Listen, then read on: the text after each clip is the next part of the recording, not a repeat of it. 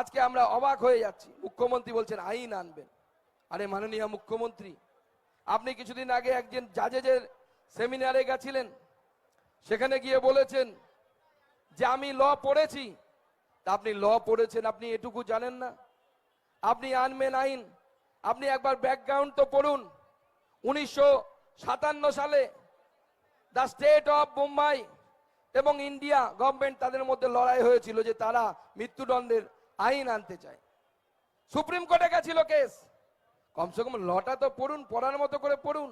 ভারতবর্ষের সংবিধান বলছে যে যখন কোনো একটি বিষয়ে, একই বিষয়ে রাজ্য সরকার এবং কেন্দ্র সরকার উভয়ে আইন আনে, তখন ভারতবর্ষের সংবিধান অনুসারে the central legislation should prevail.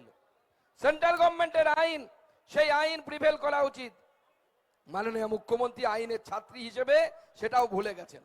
কিন্তু আপনারা এই ড্রামাবাজি বাংলার মানুষের সামনে তুলে ধরার জন্য আমরা ঠিক করেছি যে আমরা আপনার এই বিলকে ভারতীয় জনতা পার্টির বিধায়করা পূর্ণ সমর্থন দেবে। কিন্তু তার সাথে আমরা এটাও বিধানসভার মধ্যে আমরা আমাদের দাবি জানাবো যে দফা 1 দাবি 1 মমতার পদত্যাগ, মুখ্যমন্ত্রীর পদত্যাগ আমাদের দাবি থাকবে। আপনি আইন বানান, কিন্তু আইন দিয়ে কি হবে মুখ্যমন্ত্রী? আইন তো গোটা দেশে এখনো আছে।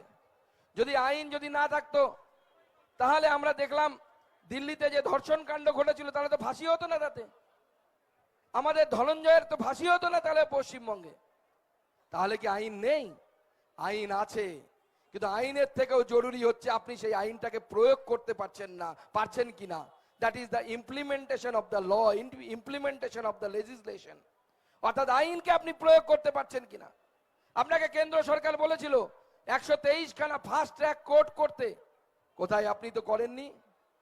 আপনি কি করেছেন? ক্লাবে টাকা দিয়েছেন। কেন্দ্র সরকার বলেছিল আমরা টাকা দেব।